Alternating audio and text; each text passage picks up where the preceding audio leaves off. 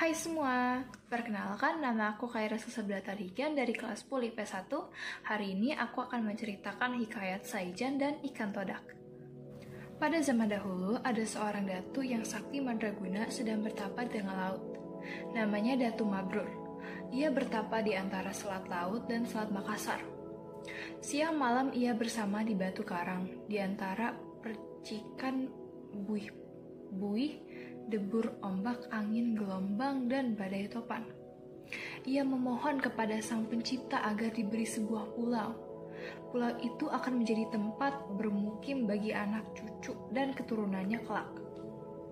Di malam hari, ada kalanya tubuh Datu Mabur seakan membeku.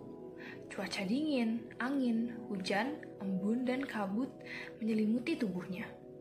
Siang hari, terik matahari membakar tubuhnya yang kurus kering dan hanya dibungkus sehelai kain. Ia tidak pernah makan, terkecuali minum air hujan dan embun yang turun. Di hari terakhir pertapaannya, ketika laut tenang, seekor ikan besar tiba-tiba muncul dari permukaan laut dan terbang menyerangnya. Tanpa bersingut dari tempat duduk maupun membuka mata, Datu Mabrur menepis serangan mendadak itu. Ikan itu pun terpelanting dan jatuh di karang. Setelah jatuh ke air, ikan itu menyerang lagi dan lagi. Demikian berulang-ulang. Di sekeliling karang, ribuan ikan lain mengepung memperlihatkan gigi mereka yang panjang dan tajam seakan-akan prajurit siap tempur. Dipandanginya ikan-ikan yang berenang di sekeliling karang itu. Gigi, sirip, dan sisik mereka berkilauan saat melompat di permukaan laut. Siang menjelang, matahari mulai gerang. Sementara itu, seekor ikan todak yang paling besar ukurannya yang disebut juga dengan Raja Ikan Todak menyaksikan ribuan ikan todak lainnya tidak mampu menyerang Datuk Mabrur. Raja Ikan Todak pun sangat marah, lalu ia mencoba untuk menyerang Datuk Mabrur dengan sekuat tenaganya. Namun, Raja Ikan Todak, sama seperti ikan todak lainnya, terpental lalu jatuh. Raja Ikan Todak mengiba-iba seolah sulit bernafas. Insangnya membuka dan menutup meminta tolong untuk diobati luka-lukanya. Dengan hati-hati, Datuk Mabrur melepaskannya dan mengusapnya dengan lembut. Ajaibnya, dalam sekejap, darah dan luka di sekujur tubuh Raja Ikan Todak itu mengering. Kulitnya licin kembali seperti semula, seakan tak pernah luka. Ikan itu menggerak-gerakkan sirip dan ekornya dengan gembira. Dengan lembut dan penuh kasih sayang, Datu Mabrur mengangkat Raja Ikan Todak itu dan mengembalikannya ke laut. Ribuan ikan yang tadi mengepung karang kini berenang mengerumuninya, melompat-lompat bersukaria.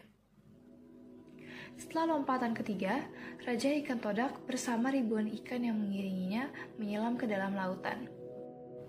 Laut tenang, gelombang tak ada, hanya alunan ombak dan riak-riak kecil saja. Riak-riak itu kian memanjang ke segenap penjuru. Langit terang menderang oleh ribuan bintang dan cahaya purnama, hingga Datu Mabrur dapat dengan jelas menyaksikan peristiwa di depan matanya. Gemuruh suara itu terdengar bersamaan dengan timbulnya sebuah daratan dari dasar laut. Kian lama, permukaan daratan itu kian tampak, naik dan terus naik, lalu seluruhnya timbul ke permukaan. Di bawah permukaan air, ternyata jutaan ikan dari berbagai jenis mendorong dan memunculkan daratan baru itu dari dasar laut. Datu Mabrur tercengang di karang pertapaannya.